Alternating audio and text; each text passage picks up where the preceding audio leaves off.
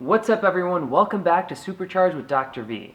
To round out our discussion about the basics of exercise, let's talk about the importance of movement today. I argue that you don't have to exercise. You just have to constantly move throughout the day. Let me explain. Our modern sedentary lives are the exact opposite of how evolution has designed us. When we used to be hunter-gatherers, we used to use our bodies for everything, such as getting around places, finding food, and even building our houses. The human body has evolved for hunting and gathering for 2.5 million years. And our current lifestyles are the exact opposite of that. There's a complete mismatch. Today, we sit at our work all day. Then we sit in our cars to get home. And then at home, we order food on our smartphone to have it delivered to us. I mean, like this, we're just not moving, friends. Since 1950, the number of sedentary jobs has increased by 83%. And today, less than 20% of our workforce is physically active. With the amount of sitting that we're doing, we're essentially killing ourselves.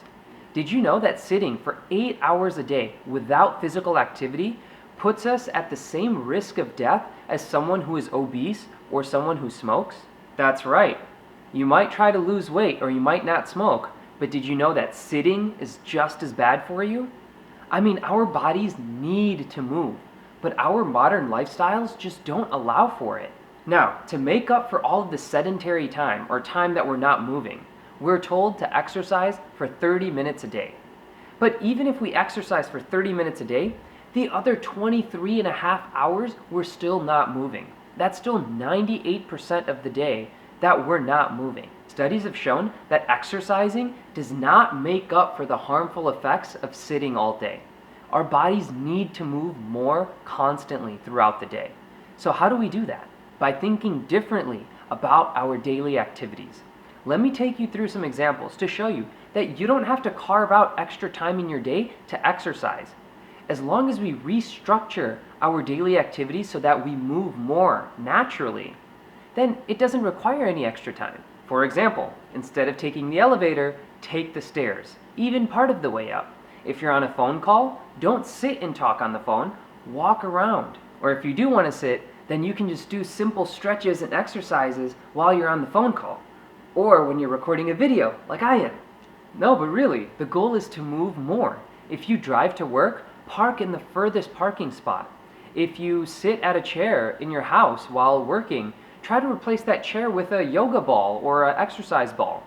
You know, not only is it more fun, but it engages your abdominal muscles as well. If you're watching TV at home or even watching this video, instead of sitting and watching, walk in place while you watch, or hop on a treadmill or an elliptical, or just do some simple stretching exercises. If you're walking from the living room to your kitchen, then don't just walk normally, change it up. Exaggerate your arm movements, or lift your knees up high in the air during every step, or skip like Little Red Riding Hood.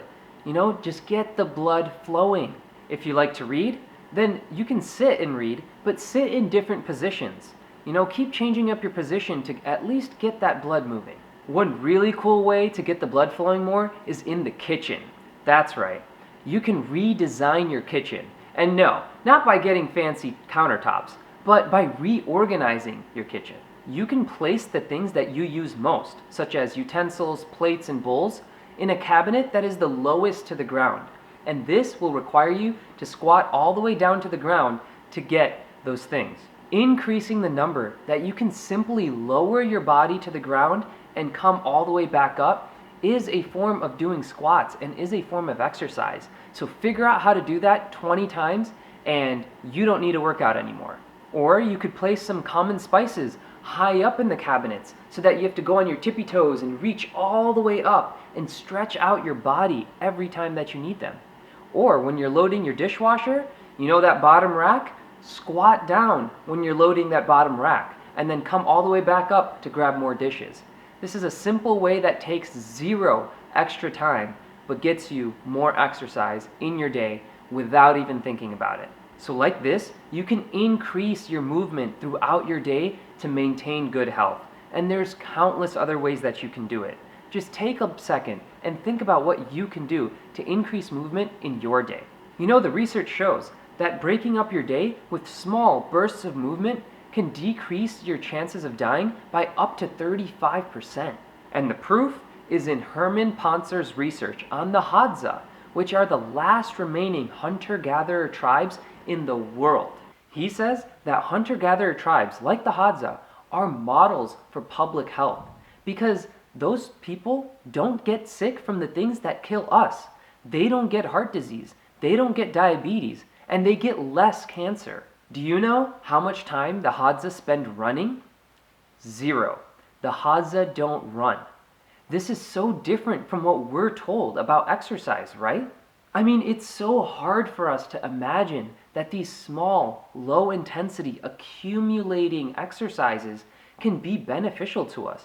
And that is because we're constantly fed by the media that if you want to be healthy, you have to do these high-intensity, sweat-breaking aerobic exercises. But clearly, that's far from the truth, and the research shows it. I mean, let's pause and just think about it. Exercise science is a fairly new concept. It started really evolving in the 1960s. Katie Bowman, a biomechanist and author, says that exercise is more like a solution that is erupted from designing a society that doesn't require us to move. She says that just how we need a healthy food diet, our bodies also need a healthy movement diet. Now, let's be real. This small movement is not going to make you the strongest or the fastest person out there. But what it will do is keep you as healthy and disease-free for as long as possible. Then you won't have to come to see your doctor as often. That's nice, right? So let's all take a moment to just reshape our definition of exercise and how we view it.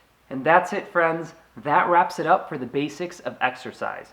I really hope you learned something and that you can take these principles and apply it to your movement or exercise routine. Stay tuned for next week when we talk about how our childhood shapes the rest of our life.